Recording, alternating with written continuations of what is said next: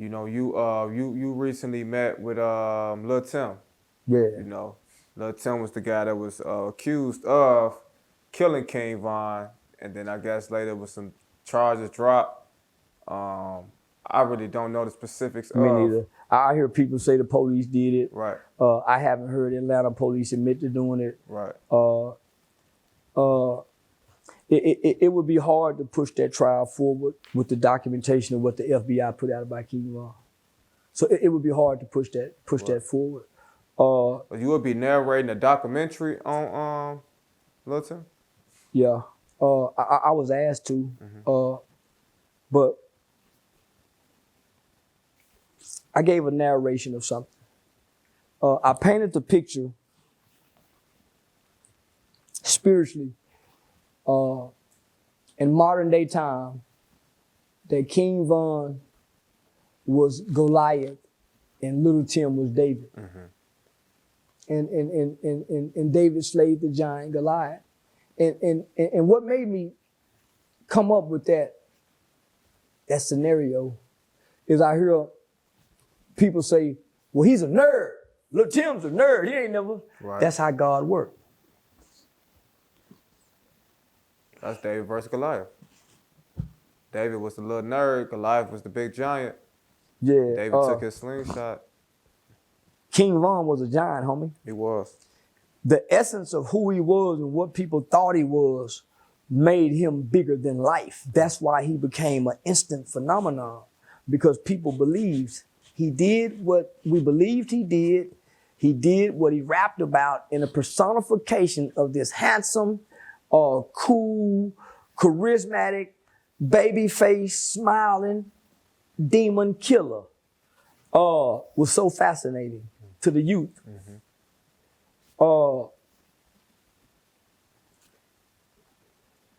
But that spirit of murder that he could so eloquently describe and rap about in his storytelling was chilling to me. He made real murders, if they were, sound like pretty stories in his rhymes. That you can dance to somebody's death. I saw a 60-minute interview, and I don't know how true it is, but he was being interviewed by a white person about some little girl that he may have been accused of killing. K.I. I think so. You talking about the A&E documentary? Yeah, I seen that. Okay. They say he had something, but the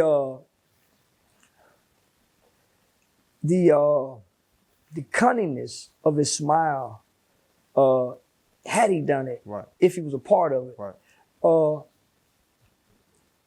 cold-blooded. I almost said I was about to say it's like he had an empty soul, but he smiled. He seemed happy when he was with his little girlfriend. He loved his friends, so there can't be an empty soul. Right, right.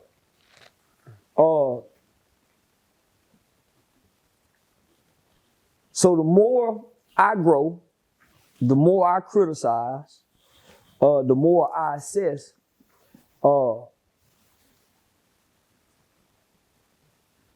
he was a product of his environment. Just like every other killer. Jeffrey Dahmer, Tookie Williams, they're products of their environment. They mirror trauma. They mirror childhood trauma from childhood all the way throughout adult. And the only way they learn how to mask or deal with trauma is to hurt other people. Because hurt people hurt people. Yeah. Yeah. And when you hurt, it feels good to hurt people. Yeah. Yeah. Yeah. You want to dish out the energy you've been receiving. Feels good. Yeah. Feels good. Yeah. Yeah.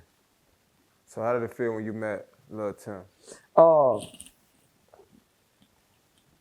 It was surreal, because he's a quiet kid. And he seemed shy. He too got a baby face.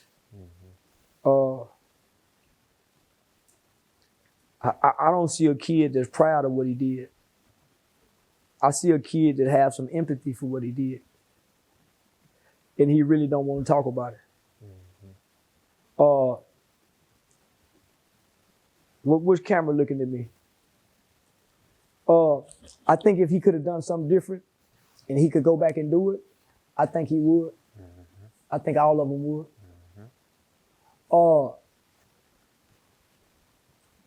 I met the whole town. I met the mayor. I met the Alderman Leggett, District 2, sheriff, state senator, a whole event full of old black people, white people, Hispanic. So I met the whole town before I actually met Lul Tim. But what I did, I sat back and watched him, observed him from afar. He's just a kid. Y'all forgive him. Y'all forgive him. Y'all got to, homie. We got to. It'll heal us all. It'll be one of the best starting points, homie, for black people to heal in America if we can start with Lul Tim and I start with King Von. I saw something, homie. It softened my heart. I shook the hand, but homie, he ain't proud of that shit. The mother's not proud of that, but when you coming from a small country town, and Savannah's a small country town like Fort Worth, Texas, those big cities are huge. California nigga come down here, he can fuck everybody, mama, sister. That's how it used to be. Nigga ride through the city with California plate. Anywhere he go, he get pussy. Nigga roll out the red carpet just because he's from California. He could be a sucker, a marker. That's how they got the play on us. So we were fascinated by the big city. Von was a giant, homie. Von was a giant in every essence of the hip hop culture. Nigga, that was like Tupac. Nah, homie. That wasn't done out of hate and spite. That was done out of fear. Mm-hmm. Yeah, that was done out of fear. Mm-hmm. When you're angry, you can't think logical. When you're afraid, you can't think logical. When you hungry and the hunger pains start to hurt and you start to feel like you're starving, you can't think logically if you don't know what you go eat. So if King Von fans is asking me, well, man, look where he come from. Look, I'm saying, okay, I'm willing to do that. If y'all willing to do it for Lul Tim. Mm-hmm. Mm-hmm. Yeah, I like how you basically just like to keep it at an even playing field. Right now, normally I would take sides. Yeah. Yeah, normally I would take sides, homie, but I've been on a journey. So I ain't just met Lul Tim, I done met FBG Doug, I done talked to Tuka mother. Mm-hmm. So I done met all these different elements. Mm-hmm. And just think, 4 years ago, I ain't know nothing about Chicago. Right. I didn't know who Tuka was. I ain't know nothing about Von or none of that. So their deaths and their deaths is what made me look at all the other previous deaths. So that's what caught my attention. Kid killing kid. What? That nigga killed how many people? Man, yeah. So that's what caught my attention. Because I grew up with kids who kill kids. Right. Kids who kill. So that's what caught my attention. So once you start looking at it, you start saying, nigga, this is a force to be reckoned with. And it sits high and it shoots low. Mm-hmm. Chicago up there, homie. So that shit is it's like an umbrella now. And how long do we sit back as grown folks and we let our babies kill each other before we get out there and stand in front of them and make one of them kill us to save one of their life? Because I done seen daddies do that. His son into it with another son. He a blood, he a crip. Say, man, your son, and they at the park. I done seen fathers do that so their sons can have peace. So when do we as adults, nigga, we gonna have to fight with these little niggas. We might have to shoot it out with them too, homie.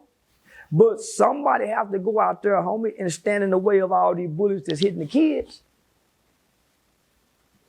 That nigga Bugatti Casino baby mama. God rest her beautiful soul. That nigga video shoot got shot up.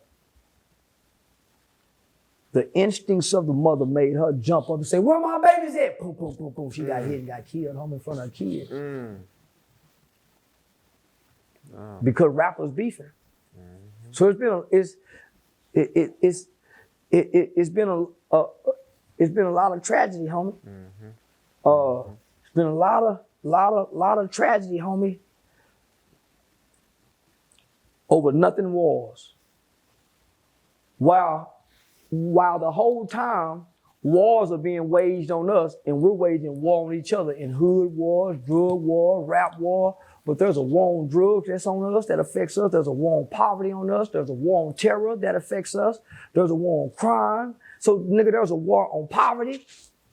Nigga, so it's a war on all this, and we the spoils of it. So we hadn't snapped, my nigga. That's a war on a black man. All of those wars. I don't want to sound racist, but the black Americans in America were the spoils of American wars. So the drug war wasn't for black people. It was for the mafia. We got the worst end of it. The war on drug became more effective. Right. The war on crime, 3-strike minimum guidelines, that was more on us. The war on poverty. Nigga, most of our communities are food deserts. Most motherfuckers got to eat out of a convenience store rather than shop out of a grocery store. That's a war on poverty. And then you're being kicked out of the inner cities where you're being pushed out more in the rural areas where you have less access to more services. That's a war on us, huh? We can't see it because everybody else who come over here, they set up around us and they do fairly well. And we get to spend a lot of our money because we consume. That's part of the war. We fund these wars, whether we selling drugs, smoking drugs, buying drugs.